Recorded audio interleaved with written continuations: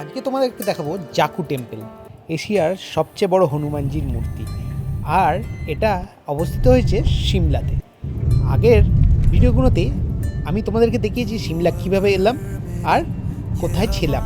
তো আজকে আমরা যাচ্ছি সিমলা থেকে মানালির পথে, আর সেই মানালির পথেই পড়বে জাকু টেম্পল।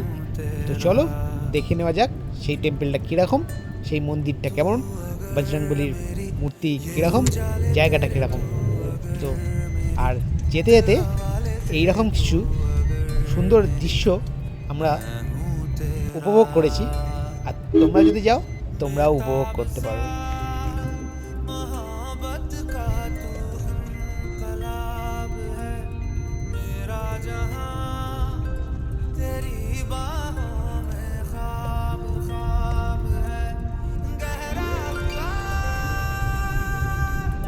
আমরা চলে এসেছি জাকু টেম্পলে, আর এইবার এসকেলেটারে করে যাব হনুমানজির দর্শন করতে।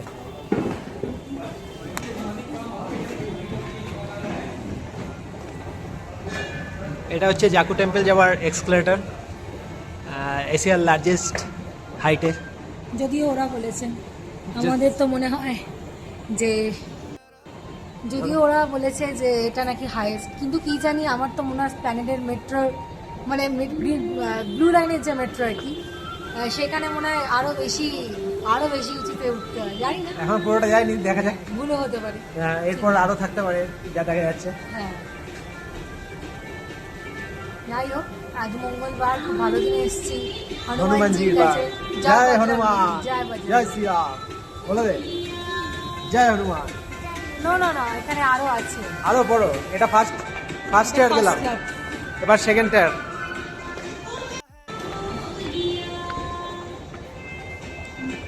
অনেকটাই উঁচুতে জাকু টেম্পল অবস্থিত। তো যারা বয়স্ক বা বাচ্চা নিয়ে আসছো, তারা সিঁড়ি নিয়ে যদি উঠতে প্রবলেম হয়, তারা তোমরা 20 টাকার টিকিটের বিনিময়ে এই এসকেলেটারটা ইউজ করতে পারো পার পারসন। সুবিধা হবে, অনেকটাই সুবিধা হবে।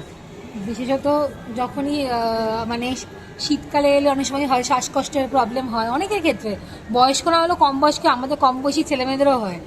তো সেটা কোনো ফ্যাক্ট নয় যে বয়স্ক এলেই উঠতে হবে। যদি খুব শরীরে কষ্ট হয় অত পাহাড় ভেঙে উঠতে নামতে, অবশ্যই এসকেলেটার ইউজ করো। এটা সত্যি সবার জন্য খুবই উপকারী। হনুমানজির পা দেখতে পাওয়া যাচ্ছে, হনুমানজির পা পুরো একবারে হনুমানজির চরণে চলে এসেছি। যেটা কালকে থেকে আমরা দূর থেকে সিমলা থেকে দেখছিলাম, আজকে তার কাছে চলে এসেছি। राम के भक्त जगत के प्राण, पवन पुत्र शक्ति के धारी, संकट मोचन दुख निवारी, केसरी नंदन अति सुजान, सीता माँ के रक्षक महान, जय जय हनुमान, जय जय हनुमान। কত বড় মূর্তি দেখতেই পাচ্ছ, আলাদা করে আর কিছু বলার নেই। জয় বজরংবলী, জয় হনুমান। চলো এবার তোমাদেরকে দেখাই মন্দিরের চারিপাশটা। এইখান দিয়ে সিঁড়ির রাস্তাও আছে, যেখান দিয়ে তোমরা হেঁটে চলে আসতে পারো, কেউ যদি এসকেলেটার ব্যবহার করতে না চাও। চারিদিকে এইরকম গাছ, পাহাড়ের মধ্যে এই দৃশ্য মন মুগ্ধ করে দেবে। আর মাঝখানে যখন এইরকম বজরংবলীর মূর্তি থাকে, আর এইটা হচ্ছে সেই মন্দির যার মধ্যে বজরংবলী পূজিত হন। আর এইটা ডান দিকে দেখছো, এটা হচ্ছে লঙ্গরখানা। এখানে তোমরা চাইলে লঙ্গর মানে ভান্ডারা যাই বলো, বসে খেতে পারবে। আর কিছু যদি চাও ডোনেট করতে ভগবানকে আর অন্যকে ভান্ডারা খাওয়াতে, প্রসাদ খাওয়াতে, সেই জন্য ডোনেটও করতে পারবে।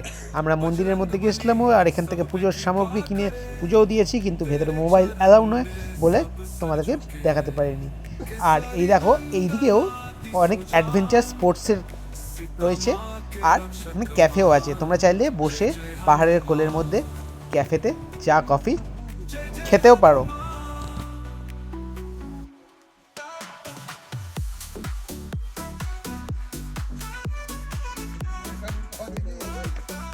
আর এখানে এলে এরকম সুন্দর সুন্দর পাহাড়ের দৃশ্যও পাবে, যা মন মুগ্ধ করে দেবে।